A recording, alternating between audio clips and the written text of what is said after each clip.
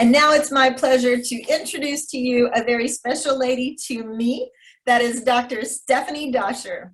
Stephanie is the director of Florida International University's Collaborative Online International Learning, otherwise known as COIL.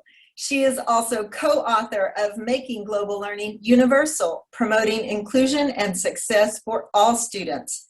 That's a comprehensive handbook for engaging all undergraduates in collaborative global problem solving and working with diverse others. So Stephanie hosts the Making Global Learning Universal podcast. I hope you guys check that out later. She is a faculty fellow with FIU's Center for Leadership, and she serves on the editorial advisory board for AAC&U's Liberal Education. Please join me in welcoming Dr. Stephanie Doscher. Take it away, Stephanie.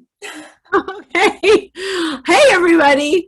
It's a delight to see you all here today and to spend a little time together. Oh, I see some familiar faces and names and some folks that I don't know yet. So I hope we all get to know each other a little bit better today. We're gonna talk and share some ideas and maybe learn some new things together too. Yeah, I am now serving as the director of FIU COIL, but I started off in the Office of Global Learning Initiatives, and this thing COIL, Collaborative Online International Learning, I like to say that Global Learning had a baby and it's called COIL. And I get to be a little bit of its baby mama,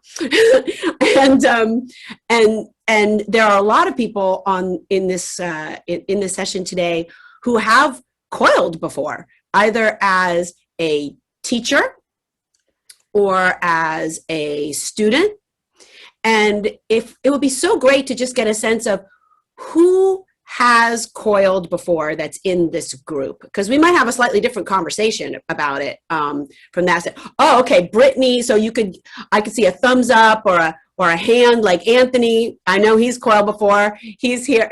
Yes, Dr. Andre and Professor Guess, absolutely, and Professor Pearson, terrific, and Jillian Avenado is here from Cyber, and Michelle, awesome. So it's good to get a sense of who has done this work before. So we're going to spend a little time having a little bit of a COIL experience, and then talking about kind of the unique power of this experience, what it is, why we do it, what our experience of it has been, and also how we can infuse this kind of COIL, the sense of COIL into everything we do. So I want to just start off with a little snippet of something that a student has said recently. Then we're going to move into a conversation in breakout rooms. We're going to actually get to experience some COIL. And then we'll come back together, and together with some special guests that I've asked to join us today, and all of us, we're going to talk about what our experience of COIL is together. So hopefully there'll be lots of interaction. But I wanted to start off with a video recording of a statement from a student conversation that we had not too long ago about COIL. This was a quote that everybody just kind of, their mouth sort of dropped, because it encapsulated something that was really special about COIL. And I thought that might be a good place to start today. So I'm going to share my screen with some sound, and we're going to hear from someone who wasn't able to be with us today. And so we have this video of her. Her name is Chadis, and she is the first question that I asked her was a bit of an icebreaker question, which was, would you share something with us that we couldn't tell about you just by looking at you? And she starts what you're about to hear by answering that question. And then she tells us a little bit about her experience of COIL. Okay, so it's 4 minutes. Let's just listen to Chadi's and how she talks about the power of COIL for her. So my name is Chadis. I am a senior. This is actually my last semester. I'm an English major with a pre-law certificate. My COIL experience was in spring 2019. It was actually my first semester at FIU. And I'm also a tutor and a writing assistant at the Writing Center at FIU. And something interesting, I'm actually a musician, and I'm in a band. So that's something that someone wouldn't know. Right on. That is, well, some people around here know that I like to sing, so I connect with you on that for sure. And maybe we can start off with you. I think you are the student maybe who's coiled the furthest back in your college experience. So maybe we could just cast your mind back a little bit. If you could share with our participants in the meeting today, what class were you in? Who are your partners in this COIL? We want to get a sense of what are the types of courses that COIL is happening in. Yeah. So it was my first semester, and it was for a class called Writing Across Borders. Mm-hmm. And this is a course that usually it's for writing a rhetoric track for the English department. And it really, the class itself, it broadens your horizons because it shows how rhetoric is for different cultures and different languages. And the COIL project was united through a group of Chinese students where we worked together and we shared our different rhetoric styles of writing and everything. And one of the interesting parts is that the group of students here and the group of students in China, we were to interview an associate director of AIA in Shanghai, China. And she is part of this kind of insurance group where she's a motivational speaker, and she helps entrepreneurs better their mental health and everything. So my group interviewed her first, and then the group in China interviewed her later, and we were able to compare our findings. I wasn't able to connect with the students again, but I did reach out to the speaker, and I actually had a very, very strong connection with this speaker. Her name is Alex Kong, and it was the most beautiful and amazing experience I've ever had in my life. I interviewed her. Unfortunately, the students couldn't participate in the interview, and the interview took, it was about 2 hours and a half. And it was just sharing experience.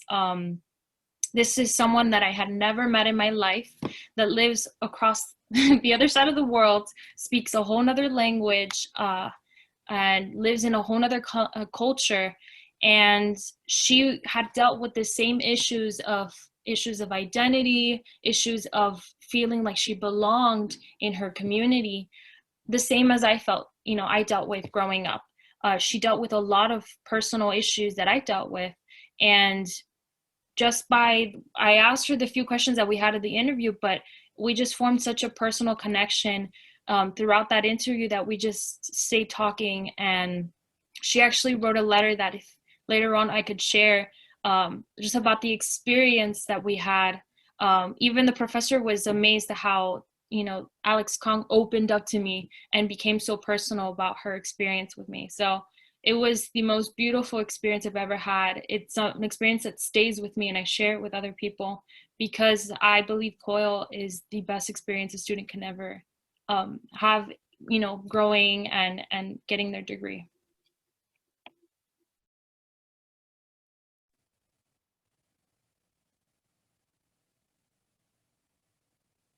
Wow. Okay. So that's a really powerful statement to say about something that happens in a college class.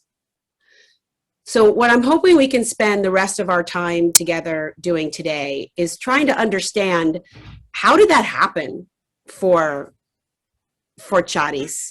How does it happen for other students and even faculty? What is COIL and what is it about it? How is it done that makes a person say, I just had a transformational learning experience? COIL is absolutely supposed to be an educational learning experience that's embedded in a global learning or a non-global learning class, any kind of a class. And it connects people who are very different from each other, because you heard her say, I had a connection with someone who was very different from me. But it's also about trying to figure out what is similar about us. And that can open the door to learning more about ourselves and others and the world around us, and being productive in our courses. Because if you had a chance to look at the New York Times article that I shared with you, through this connection with people who are different from us, it opens the door to new levels of problem solving and learning. That's what we're hearing so far. So let's start off with trying to get a taste of this experience, okay, shall we? So I'm going to share a PDF in the chat right now, okay? I'm going to share this PDF in the chat. And what this is an icebreaker experience that we're going to have. Because remember, one of the things that she says is, I was working with someone in China who I have never met before. And you probably have had a lot of experiences in class, on campus, where there are people sitting right next to you that you've never met before. But with COIL, it takes it to another extreme. So you got the people that are in your class that you're just getting to know. But then all of a sudden, for a component of your class, there are like a whole bunch of other students who are coming into the experience that you're supposed to work with on a team. And you're like, not only do I not know these people, they're not enrolled at FIU, and they live in another country, and maybe they speak a different language, maybe they're even taking a course in a different discipline. It's like, ah! So how do we just start this process of connecting? So we're going to do an activity with the people that are here right now. We're going to be, in a moment, we're going to go into breakout rooms of 3 or 4. Sherry is going to help us with that, right? You're going to do that? Absolutely. And we don't know who's going to be in the breakout rooms. These could be people that we think we already know, or these could be people that we know we don't know, that we're meeting them for the first time. But I'm going to ask us to do a thing together. We're going to do a thing. We're going to have an experience. And I call this the Cars Icebreaker. Okay? I made this yesterday. I found a cool picture of a car, one of my dream cars, with a globe on top of it. Like, how could that be any better for me? And then I added these questions. So we're going to spend a little time in breakout rooms exploring our cars. Each one of us has a different car. So first, we may only have a chance to talk about, because we're going to do this for about 15 minutes, to really just talk about our steering wheel.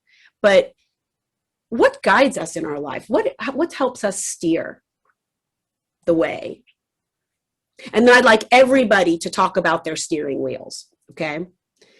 And then after you get a chance to explore and hear about what guides you in your life and what guides others, take a moment to think about your brakes. What maybe holds us back in life? And you can share, to the extent that you feel comfortable, the personal and things that you want to share. And then maybe we'll get a chance about what gasses us up, what moves us forward, what energizes us. We'll see how far we get.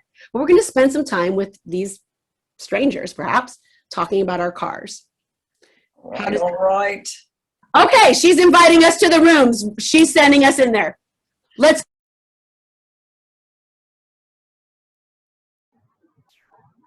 Hello all.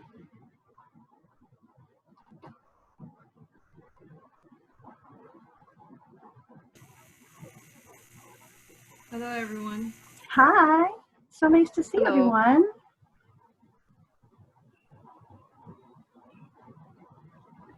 That's okay, Marcus. We can read your chat. That's why technology is fantastic.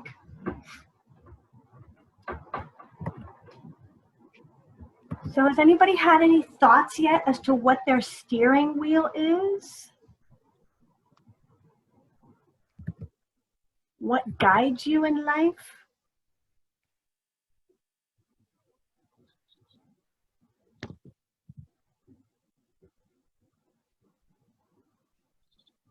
Well, your family's well-being. That's really important. Can you tell us a little bit about your family, Marcos? Juana as well.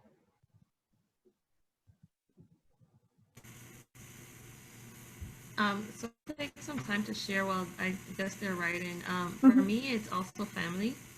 I feel like without my family, I wouldn't be where I am right now. And I know not everyone has the support and have a family around to be able to guide them and provide, moral support in times of need. But I feel like my family is definitely what drives me and keeps pushing me to be a better person, to be better for the people in my community and my son. So That's a really great point, because I see that Juana and Marcos also are talking about family. And as I look at this slide, I wonder if we might all agree that our family is more than just the steering wheel, that for many of us, the family might also be what Sherima was saying about, it could be the gas that drives us, maybe the pedal that propels us forward. right. Maybe the thing sometimes, the people that help us see clearly. Yeah, I agree. So I would say that I'm with all of you. I believe that my family, and I think we might all define family a little differently. Sometimes I feel people that I'm not related to by blood are my family as well, or the people that kind of guide me and direct me. So that's our connection. See, we already answered that. We're ahead of the game, guys. We're going to be the best group with the best answers. Why do you think we all have that in common? I'm assuming that we're going to come from some different backgrounds. Why do you think family is something that brings us all together?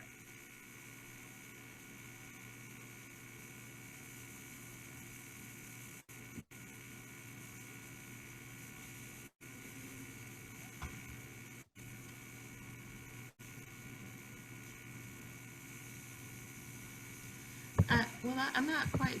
I mean, I guess to speak for myself, family, like you mentioned, family is someone, and it doesn't have to be like your immediate. And because I also have a lot of friends that I consider family as well, but I think it's what holds us together in the sense that we know that they're there to support us. They're there to listen to us, to be there for us, not only through bad times, but also through good time. Enjoy our accomplishments. So they are our cheerleaders as well. So I think that's one of the things that most people have in common. That even if you don't have an immediate family member, but you do have that sense of support coming from somebody else that you do consider close to you, then that person, they will allow you to continue to thrive. And I think Marcos agrees with you here, because he says it's one of the things that everyone has in common. So I think what we're seeing is that we all have some people that we call family, whoever those people are, and they're constant in our lives. And that's something that I like the way that you're talking about that, because our plans may change, our careers may change, we may move, but what's constant are the people who've got our backs, the people who lead us to accomplish better things and make the world a better place, which I think is important. So if our families are our steering wheels, what are our brakes? What keeps us from doing things successful? I'm in 100% agreement, Marcus. It's the fear. So while I think we all agreed that there are external things that steer us, it's ourselves that keep us back, right? It's our fears, maybe our doubts. I know that that's for me as well. I just went back to school after 15 years, and boy, is there a lot of doubt. Like, can I do this? Why am I here? Am I as good as everybody else? My family doesn't have those doubts, but I do. And that's, I think, an important thing to sort of juxtapose and take a look at, how we can sometimes hold ourselves back. Does anybody have any other kinds of breaks that they've seen in their lives?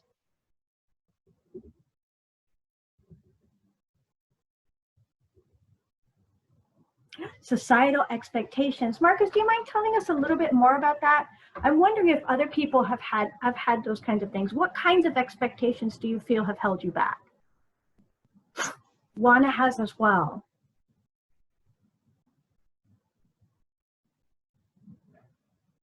Gender expectations. Oh, Juana, that's a really good point.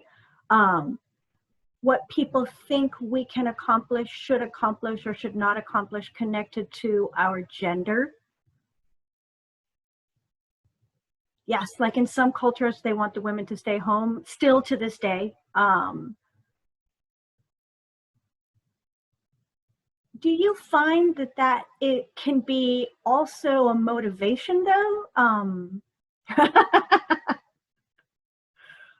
Because I find that just kind of gives me that fuel to say, you know what, I'm going to show you. So there are things that can sometimes have dual roles in our lives, right? Things that sometimes can be breaks if we let them, but they can also fuel us. They can also be our gas pedal to overcome some of those expectations.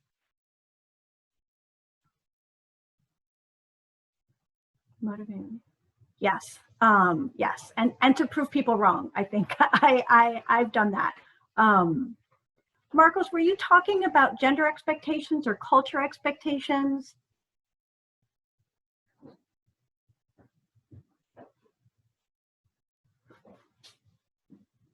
Society as a whole.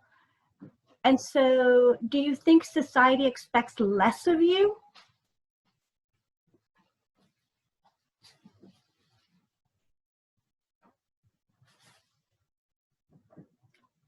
Got you. That society expects more of you. And so that's a pressure that can hold you back. Ah, so some things should be done by certain people. So society is telling you, got you, that there are some things that you have access to and some things that you shouldn't be doing because you don't belong, right? Is that what we're talking about?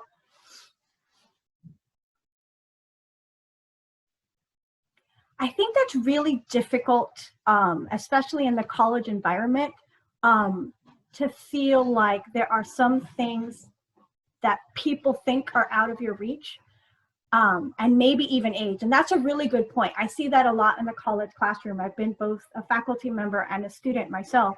And sometimes it's amazing how much young people can accomplish if they ignore the people telling them that they can't, which is interesting. So what kinds of things do we do to overcome this? What kinds of things can you do to make sure that the brakes don't keep us from getting where we want to go?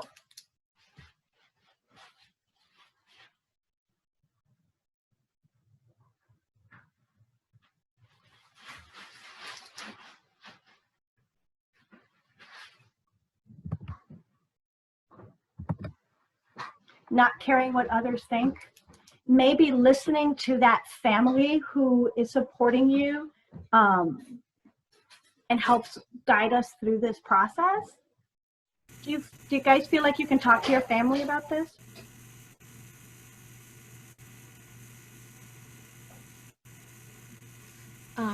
So I attended, and it has for sure, like how Marcos and you said, and family definitely can be someone you can turn to, even your close friends, to speak to on these matters. I attended another webinar earlier today, and it had to do with leadership and also on how, sometimes we're afraid to speak up and even speak to our bosses or employers or even people around us. And to not, the fear is what drives us. But one of the things, not to be afraid to speak up, because if you don't, things will not change. So even if nothing happens, but at least being brave enough to actually confront it will make a big difference, for us at least. So not caring, like Marco said, not caring what others think, and just braving it and saying what's on your mind. Thank you. That's a very good point. Thank you for sharing that. I think I agree, and I think we're all in agreement there as well, that there are obstacles, some of which are big external societal, some of which are on a smaller scale, and it's about that bravery. But I think it's important to recognize that those factors are out there. We're not making it up. We're not being paranoid. Those kinds of pressures exist, and maybe we need to find a way to find that bravery. And I suspect that comes, at least for the four of us, from our support systems that help elevate us beyond that. Because I do agree that it comes from that bravery to be able to take these adventures. I am amazed by the FIU students that I have been in contact with in the semester I've been here in global learning, at how brave you all are to attend these TTR discussions. I would not have done that when I was an undergrad. To come out, to network, to meet people, to indulge your curiosity, to engage. Those are the kinds of things that help you overcome those societal pressures, because you say, you know what, I'm here because I belong. Okay, we've been asked to leave the breakout room. Do you guys feel like we are ready to talk about this with others? Thank you, team. Yes, thank you. I know, right? I think they probably have other stuff for us to do. So thank you. Thank you. Come, we are.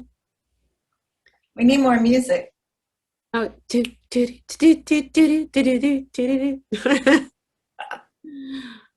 all right, I love these pictures. Welcome back. We'll be really interested to hear a little bit about your experiences in the breakouts, discussions, sharing your cars. All right. Okay, we have some reluctant people. You're gonna have to kick us out of this room. We're not coming out by. You're gonna have to kick us to come out. All right. That was us. That's cool. That makes a teacher happy when you have to kick them out of the room. All right, my friends. Okay, so we just had a little bit of an experience comparing our cars. And what I forgot to say before we went off into the rooms was the final direction that I wanted to give you, which was that as you compared your cars, to look for connections amongst them. So I broadcast the note a couple times. I'm not sure if you were able to kind of do that, but I see a couple of heads nodding. So we would love to hear what connections you found amongst your cars. Okay, and you can share that in the chat, or you can unmute, raise hand. We'd love to hear that. I can go really quickly. Hello, everyone. I was telling my group that I'm sorry if I sound sick. My pollen allergies has me like crazy today. But I was saying that our group, every question that we asked, we got to like the brakes part. We didn't make it very far on the car, but but we all connected. The very first question of what was steering us, we all said that it was our values. And it's kind of interesting because we all worded it differently, but at the core, it was pretty much our values, that those are things that steer us, and our values from like our experiences, how we've gotten to be where we are so far, as well as where we're going and how that relates to where we want to go. And we all shared that, because we all had, overcame different things, and we all really agreed and related on that. And then we put it to our career and our academic, success and things like that. So I just found that so interesting. It's like, oh, this is something that we all relate on. We all relate our values is something that has a big impact on what steers us in life. Wow. Okay, that's so interesting, because one of the first things I heard you say was that you may use different language to describe what steers you, but when you go deeper, that deeper layer, you found that you were all actually talking about the same thing, even though you may use different words. Wow.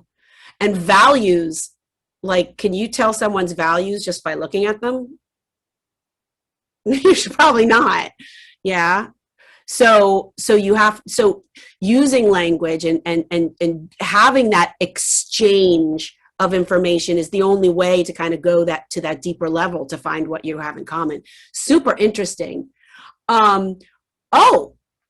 Professor Pearson, would you describe what you were just saying right there in the chat?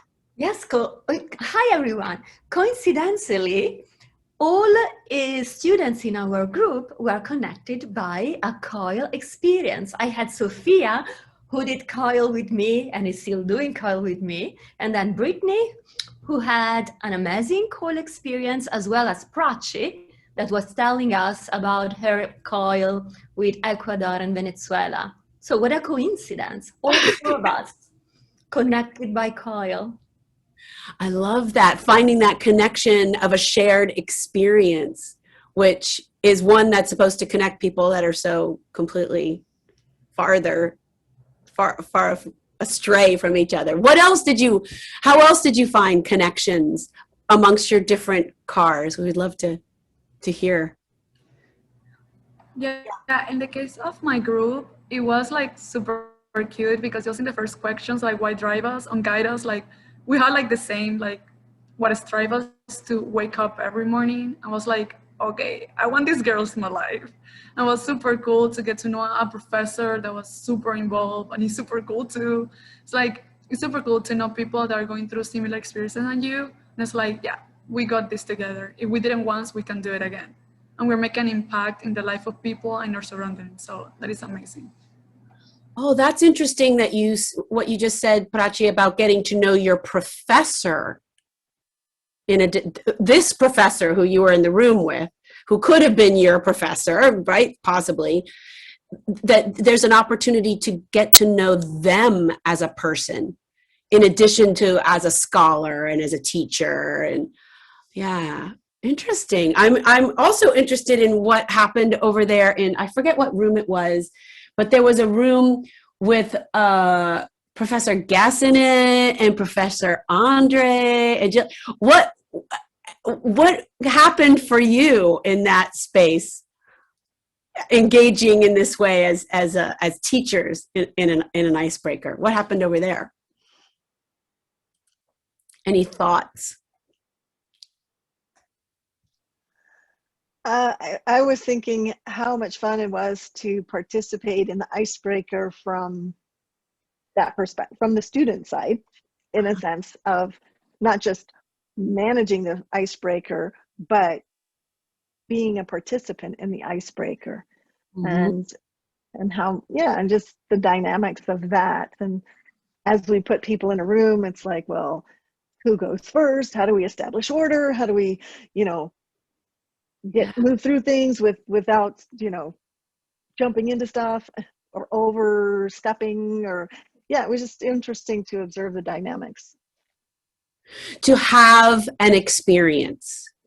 And that's, so I want to share with you a little bit, now that we've talked, we've gotten a sense of there's some kind of power in this stuff, and we had a connective experience. I want to just chat with you a little bit about what really is COIL, right? What underlines it, what defines it, and then go into a little bit more detail into how we experience it as teachers and as learners. And actually, we find that, like, as learners and teachers, sometimes the tables turn a little bit. So as I was saying earlier, and this is something that our students should know about. We have the Office of Global Learning Initiatives, which was founded in 2008. And the newest international education office at FIU is called FIU COIL, the Office of Collaborative Online International Learning. And our motto is that we're about virtual exchanges. So exchanges of points of view and ideas online, that's the virtual part, but that it's about real experiences. I wanted our motto to be virtual exchanges, real relationships, but I thought it sounded too much like a dating site, so I went ahead and did virtual exchanges, real experiences. And out of the experiences can come real relationships, right? Like Prachi was saying. I want these people in my life, she said. I want these people on my team. I got these people, they got me. And that's part of why we call this, why we're saying we do this for transformation, not just education. We really want to change the way we see ourselves and others and our relationships to others and our relationship to the world around us through the COIL. So another reason why we want to do the COIL is because we acknowledge the elephant in the room. Do you know this story? It's a really ancient story. It comes from the Indian subcontinent. And it's this idea, it's called the blind people and the elephant story. Each of these people, if you ask them, what is an elephant? They will each give you a different answer. Kind of like what Anthony was saying earlier. The person that's standing by the trunk will say, oh, an elephant? It's long and thick and water comes out of it. It's like a hose. It's a big hose. And the person standing over by the ear will say, oh no, it's flat and it's wide and you can wave it. It's like a sail. Each of these people, because they're blind, they're lacking one of the five senses. They're lacking a lot of information about the elephant. They can't see the whole thing. They can only tell you about their perspective, and their perspective is limited. Of course, their perspective is also augmented. It's also greater because they can't see. They may be able to tell you, oh, what an elephant sounds like, or what it smells like, or what it feels like, in ways that those of us who have all five of our senses may not be as sensitive to. So the story really is about the fact that each of us only experiences part of the world. We only know what we know from our own perspective. But if we want to see the whole elephant, if we want to understand things in a fuller way, a more holistic way, if we really want to get a greater and deeper understanding of again, ourselves, others, and the world around us, we have to connect the different pieces of information that we each hold. We cannot come to understand the elephant until we connect all of these very different people who experience the elephant in different ways. That's why I said, when you describe your cars, but then look for connections amongst you. Because once you find that you're connected, you realize, ooh, we have something in common, and we can bring what's different to this common space so that we can be more productive together, which is what Scott Page talks about in that article that I shared about you. Why do teams that are very diverse, that have lots of different people, how is it that they work better together? It's because they know how they're different, and they also know how they are similar, so they can connect. And that's what COIL is all about. So when you have COIL, it's an experience in which you have two or more teachers who are working with two or more groups or cohorts of students. and they're in 2 or more institutions, but the students aren't enrolled in each other's courses. They don't get grades from the other teacher. You're just embedded in your own course. But the 2 teachers with the different cultures and the different languages and the different disciplines say, we're going to come together voluntarily. We're not going to charge students extra money. They don't have to get on a plane. We're not going to grade each other's students. We're just going to bring them together in one module, one part of the course, where we're going to have shared goals and shared questions that we're going to explore together. Like we all are going to talk about our cars, but from our different perspectives. And we're going to have shared tasks, projects that we would do together. And the 2 teachers are going to co-facilitate it. And everyone's going to collaborate and bring their different stuff together into the same space. And we know that there are lots of borders. We know that there's a time difference. We know that there's language difference. We know that there are people that look different and sound different. And we know that we can't always meet in a synchronous space like this. Sometimes we have to do the whole thing just using our cell phone. Prachi can talk about that, and I think Brittany too maybe knows about that. And sometimes we are going to be able to do this for 4 weeks. Sometimes we're going to be able to do it in 8 weeks. And sometimes we're undergraduate students working with graduate students, like Anthony knows, right? It's just like we know there's all this different stuff going, and we say, no problem. We like that.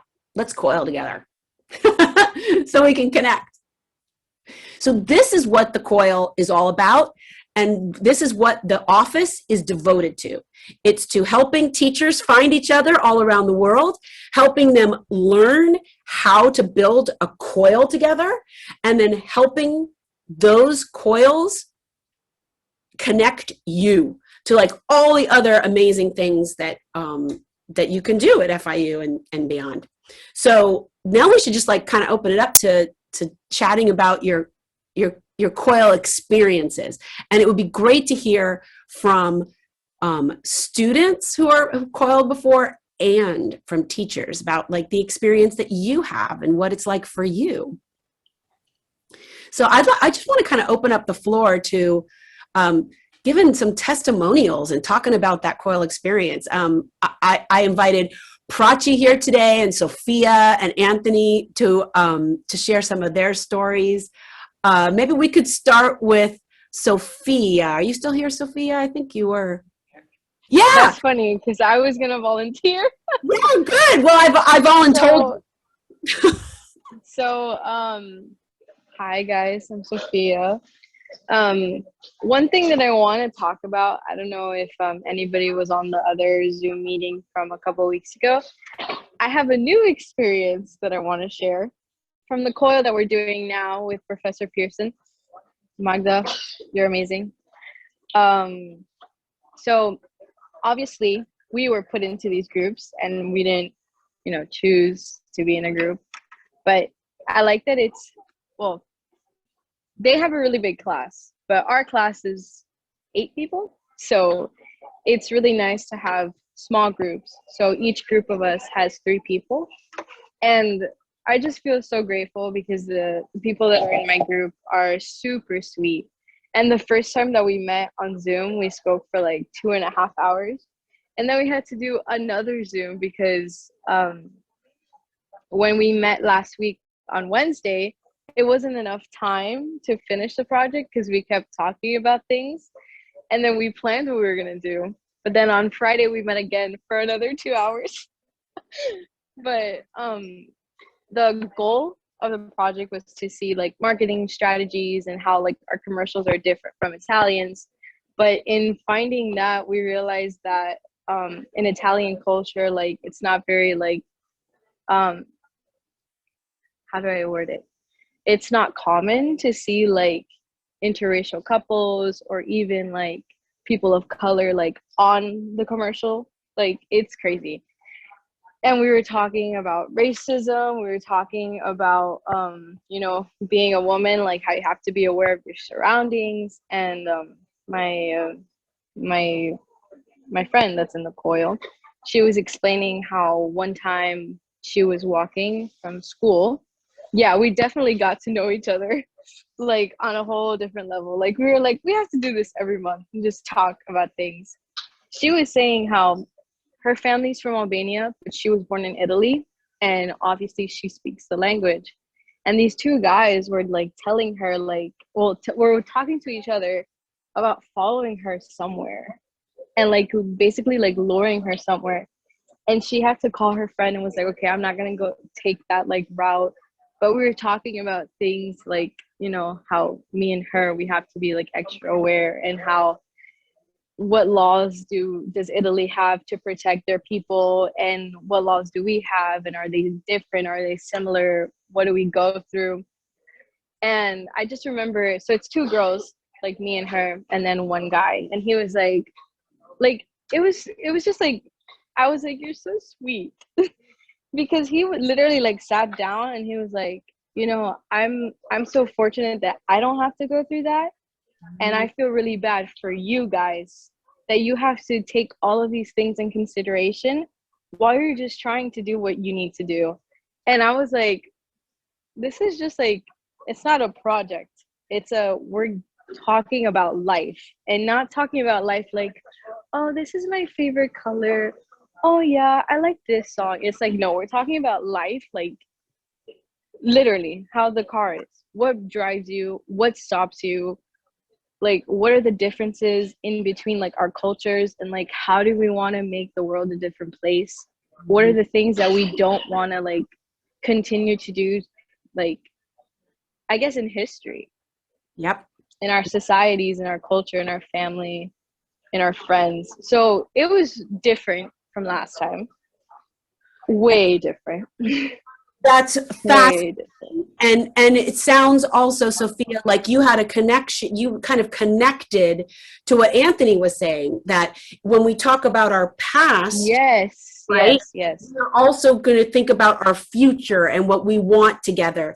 I want to pass it over to another one of our students to talk, but I have to bring up one thing to just ask Professor Pearson if she can come in today. So because you just said, Sophia, that you spent all this extra time beyond what was required of the project because you were engaged. But I need to ask, and we should all kind of hear from your teacher, because COIL is not a required thing that you need to do. It's something that you choose to do. But how much extra time does it take for you as a teacher to do this, and why the heck do you do it? Stephanie, to be honest with you, the very first COIL that I had, it took me a lot of time, like a lot of time. But getting to know how COIL works and getting to know my partner, my international partner, I have to say is getting better and better every semester. It still takes a lot of time, but nothing compared the very first COIL experience I had. Yeah, but why do you even invest yourself in this? Because, I mean, Sophia just explained that to you. I mean, it's not just Sophia. I had very good feedback from my students. And it was, I mean, to be honest with you, the best feedback I had in those years was after a study abroad and after a COIL experience. So that's why I want to keep doing it, if possible, yes. Especially, I mean, for a professor like me that teach an international topic, a foreign language, a foreign culture, we need to have this element in our class. We need, I mean, this is what we work for, no? For our students to know not just the language, but what is behind the language, the culture, the people, everything. Yeah. It's I think I heard someone once say that trying to teach someone like international business or internet or a language or anything that has international implications, even looking at local problems, it's like trying to teach someone if you don't have international perspectives and international partners, it's like trying to teach a person to swim without water. Exactly. Right? Yeah. And so, okay. So the time involved and the investment that you want to make and how it takes over. Brittany, I see you're going like this. So could you share a little bit about the course that you experienced the COIL in and how the power that it impacted you? Yeah, of course. So I've done two technically. I've participated in one, but then I was the research assistant for Dr. Fraser for the COIL and Managing Global Cities with Delhi University, and so much came out of that. But when we're talking about like the international like lessons learned and like the global perspectives, like I was going to draw to the one that I actually participated in, and that was in ENC 3491 with it's called the Processes of Writing, and that's the course that you take to become a writing tutor at FIU Center for Excellence in Writing. And I think right then and there, like that completely changed my entire perspective of what it was going to be like in regards to tutoring at FIU.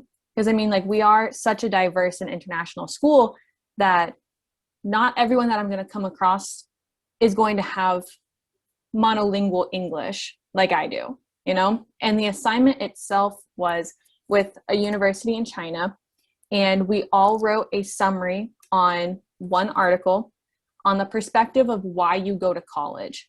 So first off, it is completely different. Like in America, it was really like money, you know, or my parents told me to kind of thing. Whereas in China, they were just saying like, I need to give back to the community that gave me so much. They're like, I go to college because I want to progress my community and I want to progress my country and I want to just be such an active and engaged citizen. And I'm like, okay, I need to fix my perspective first off of why I'm going to college. But then also just seeing, because then what we did is we traded papers and we like edited or tutored each other's papers. So then seeing the different aspects that they would point out on my paper versus like what I would do to theirs was completely different. And I was like, okay, you know, they maybe fixed one word or said like, I don't understand what this means. Whereas like I tore that thing to shreds and I felt so bad because I was like, why am I doing so many like markups? Like, where are your citations? Like that kind of thing. And then our professor, like, she had to explain the cultural acceptance of what verbal communication is over there in English. And I was like, okay, I am now ready to be a tutor at FIU because my international and global perspective of their level of verbal communication just like transgressed and blew up into something completely new. Wow. Yes. I think what I think I heard you say is that you needed a mirror in a way that you were able to see yourself in a different way by virtue of experiencing yourself.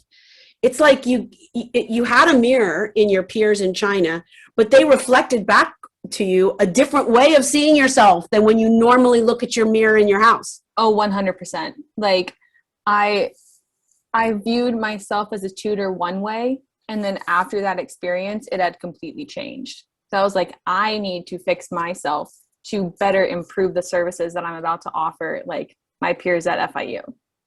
Okay, if I could just take that, we have like 2 more minutes. I know we have like 1 minute.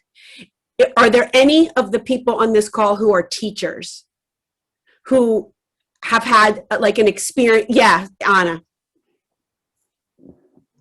Yeah, I'm a student again now, but I've been a teacher for years, and I find that I learn the most from my students in that kind of a perspective. Like when I'm open to what my students bring from their understanding, from their perspective, from their experience, and we stop looking at this is the way that we teach it, and it's more like this is how we can grow and learn together.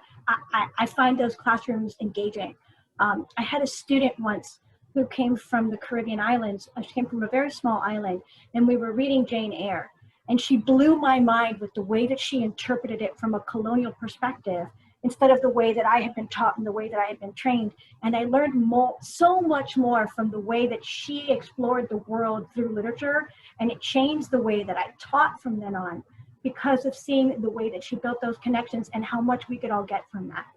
Yeah. And now imagine, Anna, planning a module of your course with another teacher who maybe teaches a similar or different topic in a different educational context, and even how that can adjust the way that we see our own teaching, who it's serving, what we are reiterating, how we teach.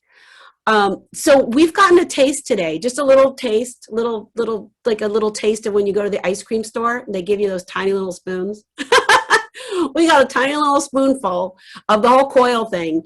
And I just want to share, because I know we have to split, but this is where you can find me. Oops, not that. Forget that. Well, first of all, we have to think about the world differently. Otherwise, it's going to stay the same, which is basically what you all said. Yeah. And then also, this is where you can find me. So if you want to know more about COIL at FIU, you can find us on this website. You can email at us. We're a brand new office. We just started on January 6th. It was the only good thing that happened on January 6th. Woohoo! So give us a little time to serve all your needs, but come find us there. We love you. Mwah! Thank you all so much. Those of you who came specifically to share your experiences, and those of you who have learned like the rest of us today by being here. We love it that you join us each week. And Stephanie, thank you so much for guiding us through this.